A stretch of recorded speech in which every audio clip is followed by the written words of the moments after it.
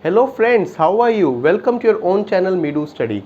I am your friend Ashutosh from I am Indore, and friends, as we all know, Medu Study is your own channel initiative in which we discuss various management topics and subjects in a very simple manner.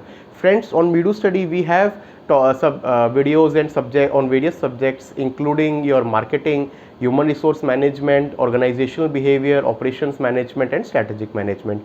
Today's video, my dear friend, is 16th video in our human resource management or human resource management or HRM module, and it is on the topic human resource development, second video. In our 15th video we started that topic and we discussed what HRD is all about, what are different types of needs, and why HRD is important. Today we will continue further and study on this particular topic. So let us begin, my dear friends. First of all, starting with functions of HRD.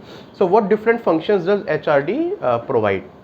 First of them is training and development, second is organizational development, and third is career development. We will discuss all three of them one by one. Beginning with first function, which is training and development. This function of HRD focus on changing or improving the knowledge base, skills and abilities of employees. So see, like when we say human resource development, before this we had two videos on training and development and we discussed why training and development is important. So why training and development is important and why it is an important part of HRD? Because it focuses on changing or improving the knowledge base, skills and ability. An employee who is working with you, after a time his skills might get outdated because he is doing day-to-day routine work, but you need to keep him updated about what new technology, what new things are going on market, and how that can be done. That can be done through training and development. We need to improve the skills, we need to improve the abilities, and all that can be achieved through HRD. Second is organizational development. This function of HRD focus on improving the overall performance of organization and well-being of members through planned intervention. Sorry. So this is first training and development was working at the employee level, but many a times you need to conduct trainings at the organizational level. When we say organizational level, what do we mean by that? So see, it can be there that your company as an organization has decided to move to a different strategy. For that you need to align different peoples in different functions to that particular strategy. How you can do that? You can do that by conducting a planned training at organization level. So one is individual level training in which you are working on improving the skill set of some particular employee, and one is organizational level in which you are working on organization as a whole. Third is career development. It is important process that is meant to make employees realize their work potential. Career development consists of two parts, namely career planning and career management. So when we say career development, my dear friends, see, for every employee it is important. An employee feels valued if the company is working on developing his career also. Company should not only think about its own growth, that how it is progressing. It should also think about how employees working in the company are progressing. And let me assure you, a company which thinks about the employees, because if employees will progress, the company will also progress at the overall level. That is what we mean by career development. Now process of HRD, we can categorize or classify step-by-step process into 4 steps, starting with the need assessment, then the design, then the implementation and evaluation. Let us begin discussing these particular steps. First is the need assessment. This is the very first step, which involves determining the need for program, done by identify gaps in performance of employees. So whenever you are going to conduct any training, whenever you are going to schedule any training, the first thing which you need to do is identify the gap. If you are working in a customer care service center sort of setup, you find out that the level of communication is not good. That means you need to work on the communication of employees.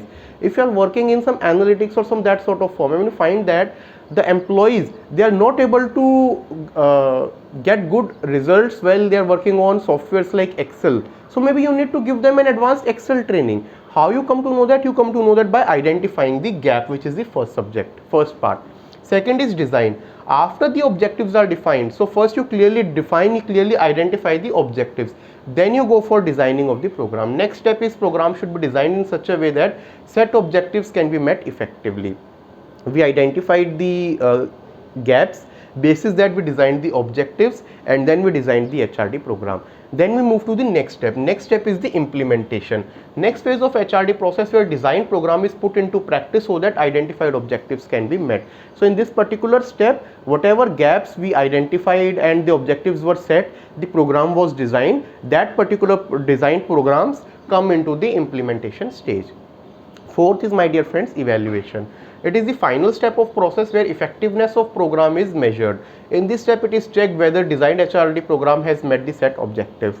So taking the two examples, like we took first example of communication training for the customer care executive. So after a time, see if that level of communication has improved. How you can see that? Earlier the consumers, the people who were calling, level of satisfaction previously versus now. Second, advanced Excel training, for example. So what was the level of output which your employees were giving previously, how comfortable they were, how much time they were taking, what kind of analysis they were doing previously versus what they are doing now. Basis that we can see if the objective has been met or not. Next type of HRD systems. So my dear friends, there are 5 types of HRD systems which are there. Career system, work system, development system, self-renewal system and culture system. Let us discuss them one by one. So we start with the first one, which is your career system. This system focuses on attracting new employees and retaining the existing ones so that organization can continuously achieve its performance. So the organization or the company, basically any company will have two set of employees. One will be the existing set who have been working with you for since some time, and second will be the new hirees or the people whom you want to attract that they join your organization. So you need to maintain a balance, and that is basically known as career system. Company should be good enough in its policies so that the existing people are retained, for them retention should be there, and new people should get attracted. So a balance between this retention as well as this attraction should be created. In market, you should have such an image that people should strive for working in your company. Like in India, many people, for example, your Tata group, they have created such an image of being an employer that everyone aspires to work there. This is like one of the examples. Second is work system. HRD ensure that employees are attracted and retained effectively so that organizational objectives are met. That is known as work system. So employees should be attracted and retained effectively so that organizational objectives are met. So once you have attracted people, they should work, and they should work in line with the organizational objectives. That is very important. So there should not be gap between a personal employee's own or personal objectives vis-a-vis what your company is striving for. That balance needs to be maintained. Third is the development system. Business environment changes quite rapidly and organization need to adapt to changes to stay competitive in the market. That is known as third, what is your development system. Business environment changes quite rapidly and organization need to adapt the changes. Very good example of this is your technology keeps on changing. Every 10 months it is said by Moore's law that your technology changes. So your company should be able to adapt. It should not happen that just because of change in technology, change in software or how market is moving, your people or your work processes get outdated. So this development should be a continuous part of the process. Fourth is the self-renewal system. Organization need to revive its business and product services from time to time so that it can withstand the increasing challenge of changing business environment. So your products and services, everything needs to change. Take example of banking system.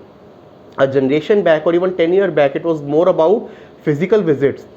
Your parents going to bank for depositing money, for withdrawing money, getting their passbook updated and all. And for you, it is totally on internet banking, mobile banking, basis your time of convenience, you can do it.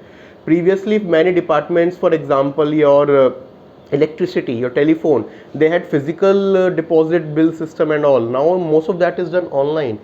COVID-19 example you take, the entire working system in which companies used to work has changed, the philosophy has changed. So your system should be self-renewal. Your organization should be able to revive the business as well as products basis that. So whatever new demand is there, trend is there in market, your product should also be according to that. Culture system. Employees in organization belong to different cultural backgrounds and have different mindsets. HRD focus on creating a work culture where employee can work with a sense of togetherness and achieve organization goals and objectives. So within a company, people from different cultural backgrounds, So within India, every state, every region has different culture. People who have different upbringing, they will have different mindset basis their culture. They come and work at a common place. So your processes should be such effective. Your HRD should create such a work culture that people have a sense of togetherness. They should not feel. So outside they may be from south, north, east, west. When they are in the company, they should be from ABC company. They should have pride in that particular culture. Now effectiveness of HRD. So when we say effectiveness of HRD, it depends on certain factors. Let us discuss those parameters or factors. First is effective linkage. An HRD program can be effective if all HRD functions such as appraisal, training, career development are aligned with each other. So there are many different functions which are there in the company. Performance within the company, within the HR, like performance appraisal, training, career development, all of them should be aligned with each other. It should not happen that you are training your people for something else and during appraisal you are judging them on something else. No, that should not be case. All this should be in particular sync. Clear objectives. HRD program must first follow set of clearly defined objective in order to be effective. It is essential that objective must be defined based on the need of employee requirement and changes in external and internal business environment. So clear objectives are very well required. If you have, for example, 6 months for program, initial 2 months it is okay to define the objectives to have the program in place, but without proper preparation, going for an execution without any proper definition can be very dangerous. So objective should be clearly defined and everyone should be working upon that, working on those particular objectives.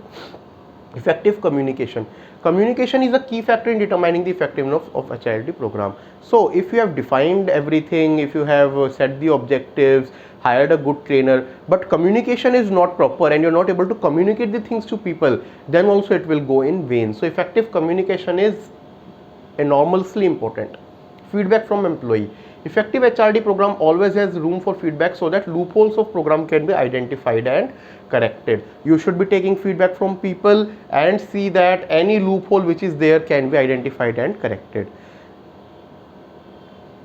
So my dear friends, it was all from today's video and this topic HRD, which was human resource development. In the next video we will move to the next topic, which is career planning and succession planning. Next chapter we will be starting. If you have any confusions in today's video, do let us know. You can write in the comment section or you can mail us on meedu.study@gmail.com. We will definitely work on it. And if you are liking our content, please like our video, share it and subscribe to Meedu Study. Thank you friends. Take care. Good day.